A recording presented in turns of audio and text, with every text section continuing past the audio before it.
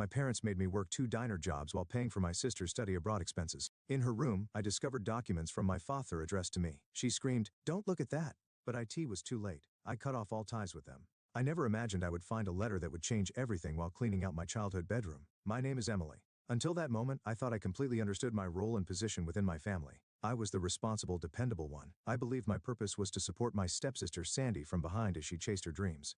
"Emily, don't forget to check the back of the closet." I heard my stepmother's voice from downstairs with her usual mix of sweetness and authority. "If you find anything from your old school, we might be able to donate it." With a sigh, I pushed another box toward the door. I hadn't needed reminders about thorough cleaning in years, but that was just my stepmother's nature. She couldn't resist giving directions and maintaining control over everything. Even now, as I helped prepare them to move into a smaller house, she hadn't stopped. While organizing the nearly empty closet, my fingers brushed against something. Tucked behind the baseboard at the back of the closet was a slightly yellowed envelope, worn with age.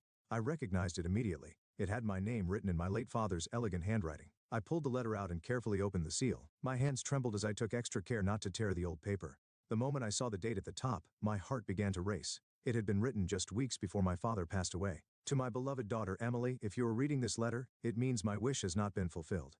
I asked your stepmother to give you the college fund I had prepared for you, totaling. That money is meant for you alone to help you pursue your dreams. It pained me to see your stepmother favor Sandy, dimming your light in the process. I hope this money helps you regain that brilliance." As I read on, tears blurred the words on the page. A college fund. My stepmother had always said, "We don't have enough money to send both of you to college." They told me that I needed to work to support Sandy's education.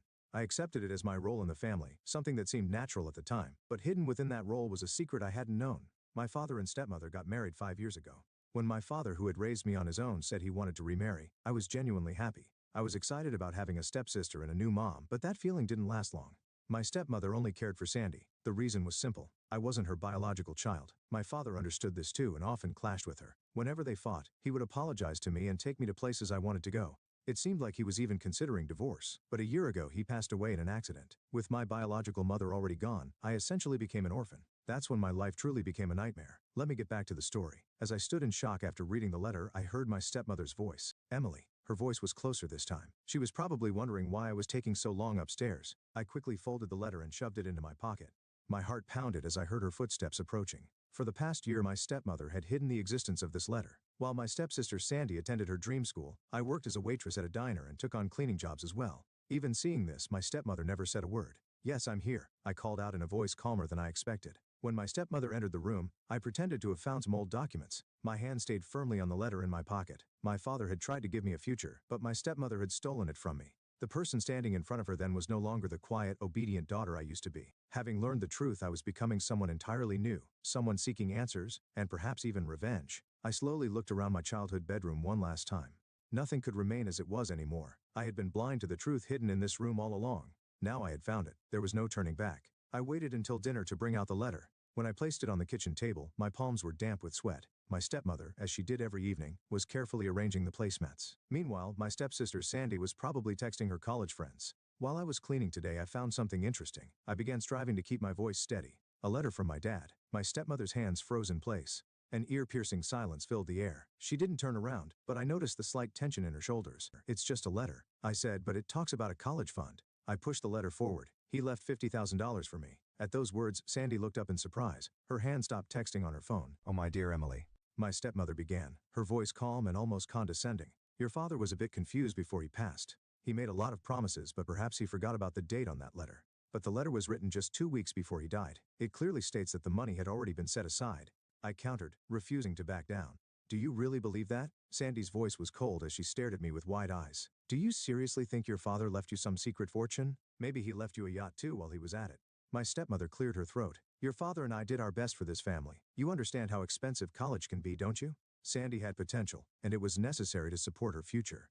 At those words, I couldn't hold back any longer. I stood up abruptly, the sound of the chair scraping against the floor echoing through the room. "What about my potential? I've been working non-stop at that diner and as a cleaner. I've been giving half of my paycheck to this household while Sandy gets to chase her dreams." My voice cracked with every word. "Stop being so dramatic," my stepmother finally shouted, her voice rising in anger. "We've all made sacrifices. Sandy needed things that were absolutely essential. Well, I didn't get anything out of it." At those words, Sandy gave a sarcastic smirk, but her smile looked slightly strained. "It's not my fault you couldn't do well in school. Someone in this family had to grow and succeed." The casual cruelty in her words pierced my chest, making it hard to breathe. I glanced at my stepmother, holding on to a sliver of hope that she would acknowledge the unfairness and defend me. But she remained calm, pretending as if nothing had happened. At that moment, a phrase my father often said echoed in my mind. Focus on the present. What's done is done. I quietly picked up the letter, letting my father's words sink deep into my heart. They had stolen my future and were now trying to erase its existence. I could see it clearly. They were reverting to their usual roles. Sandy, the family's golden child, her mother, the enthusiastic audience to her success story. As I watched them, something inside me began to shift. It hardened into something resolute and unyielding. "You're right, Dad," I said softly. "What's done is done, but what happens next is up to me." The drive to Aunt Jody's house after that confrontation with my family felt like an escape from reality. I couldn't bear another minute of my stepmother's cold silence or Sandy's smug attitude. When I arrived at Jody's cottage, the garden was overgrown with weeds, and the wind chimes swayed gently. This place had always been a safe haven for me. As I opened the front door, the sweet scent of cookies baking in the kitchen greeted me. "You found the letter, didn't you?" Jody said as she looked at me, wiping her hands on her flour-dusted apron, her tone full of certainty. I couldn't speak, so I nodded silently. My voice felt stuck in my throat. "Come, sit down, my dear, there's more you need to know." Jody pulled out a chair and gently urged me to sit. She disappeared into her study and returned a few moments later, holding an old envelope. She placed it on the table in front of me. "Your father left behind more than just the college fund. There are bank statements, letters to trustees, and even recordings of conversations with your stepmother. It's all here." As I pulled out the documents and began examining them, my hands started to shake. The bank statements showed regular deposits made over the years, far exceeding the $50,000 I had been told about as the college fund. At that moment, I realized just how meticulously my father had planned, and just how much my stepmother had hidden. The documents revealed that 3 months after my father's death, all the funds were transferred into a new account and used to pay for Sandy's college tuition. "He knew she might do something like this," Jody said, her voice rising with anger.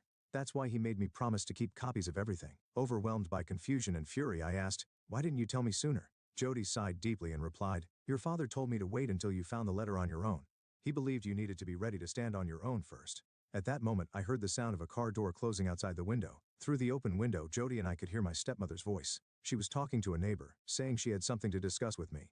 Jody squeezed my hand tightly. "If you're not ready, you don't have to face her," she said gently. But I was already picking up the documents and organizing them. My heart was pounding, yet I felt a strange sense of calm. In fact, it felt like perfect timing. I heard the sound of my stepmother's footsteps climbing the front steps, followed by Sandy's exaggerated sigh. "Emily." My stepmother called my name as she entered the room, but when she saw the documents spread out on the table, she froze, her face turning pale. "Is this what you were looking for?" I asked, holding up a bank statement. The records clearly showed the exact amounts withdrawn to pay for Sandy's college tuition. "This was my college fund. You had no right to touch it." Sandy opened her mouth to argue, but Jody cut her off. "It was her money. You stole it." My stepmother avoided my gaze and looked away as she muttered in a quiet voice, "I was planning to pay it back. With my paycheck? After you finished paying for Sandy's master's degree." I stood up from my chair, anger surging through me in a way I hadn't felt in years. The silence that followed told me everything I needed to know. I watched as the meticulously built wall of lies she had constructed began to crumble. At that moment, I realized something. What my father had left me wasn't just money. He had given me the truth, and with it, the power to finally set myself free.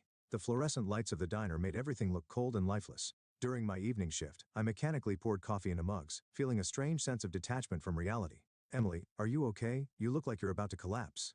A CO worker, busy preparing another order beside me, asked with concern. "I'm fine," I replied, though my gaze was fixed on a figure visible through the diner's door. At that moment, the bell above the door jingled. Sandy walked in. She was wearing a designer coat she had proudly received as a Christmas gift from my stepmother. The sight of her made my stomach twist. Sandy slid onto a stool at the counter and looked straight at me. "I need to talk to you," she said. Her voice carried a note of irritation. "You've made Mom upset," she added. I stayed silent, continuing to wipe down the counter. I didn't look at her. "I'm working." "Even so," Sandy continued in a low voice, "Mom isn't working, and the mortgage on the house is overdue. Is this what you wanted?" At those words, I finally stopped and looked at Sandy. "What are you talking about?" My voice, surprisingly calm, cut through the diner's background chatter. "Mom took out a second mortgage to pay for my final semester." Sandy leaned closer to me.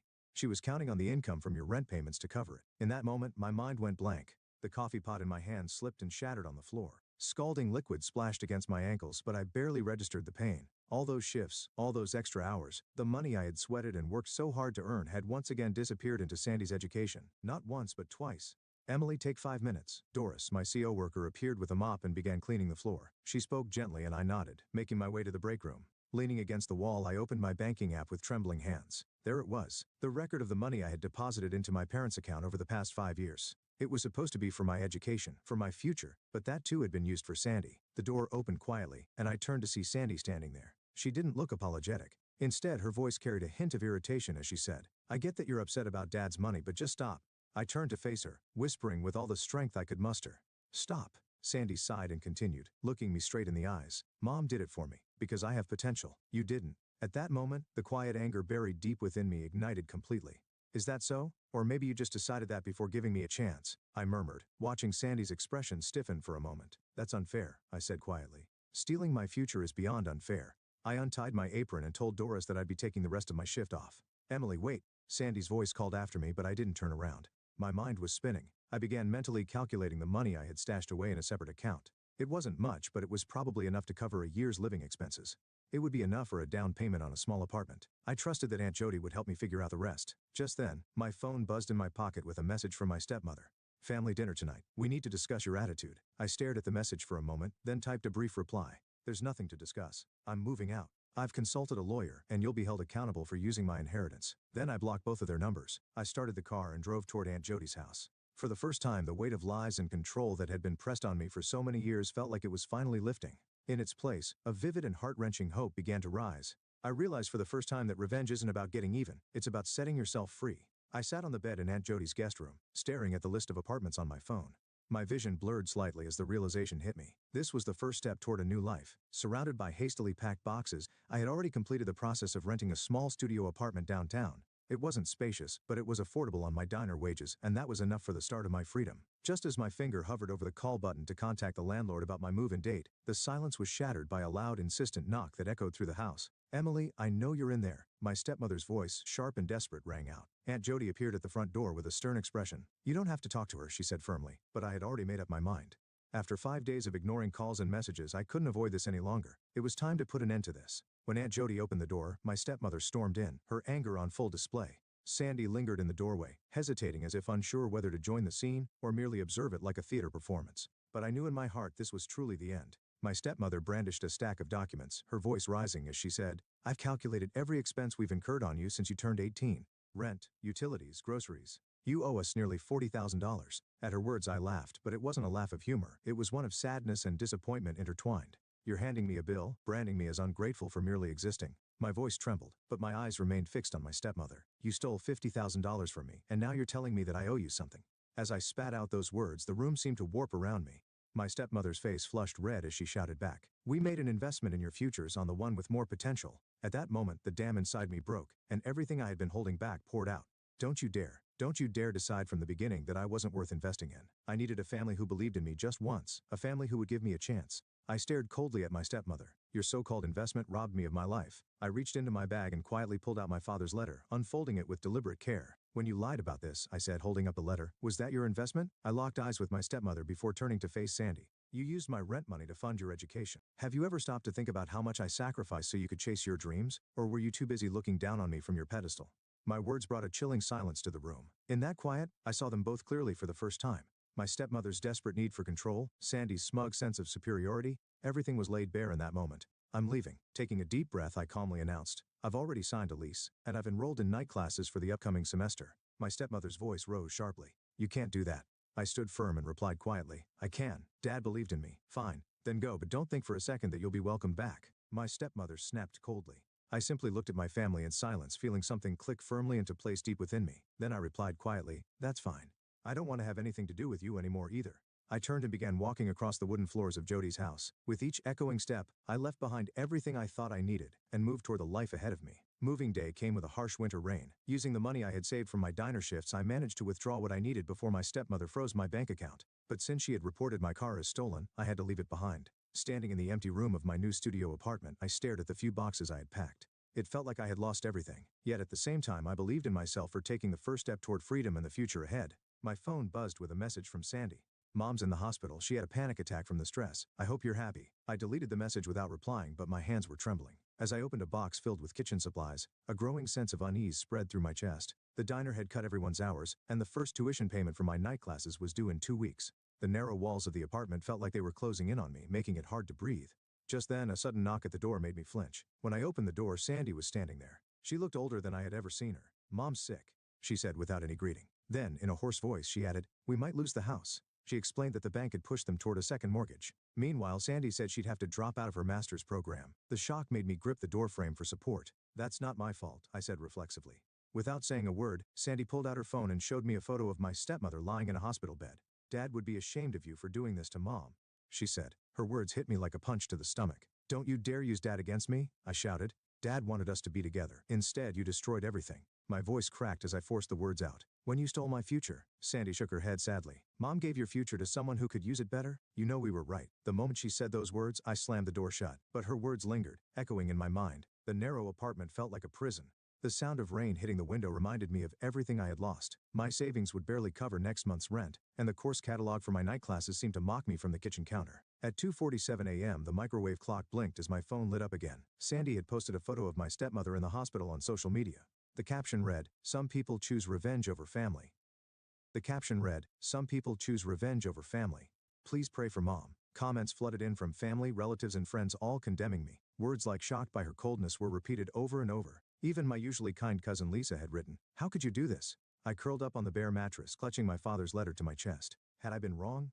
Maybe they were right. Maybe I had been selfish. Perhaps I never deserved to want more than the future they decided for me. As the rain continued to lash against the window, I found myself questioning why I ever thought I could escape. Exactly a month after leaving home, I received a certified letter. It bore the official letterhead of Smith Associates law firm. At first I hesitated to open it, assuming it was another ploy by my stepmother to drag me back home. But as I read the contents, I was stunned.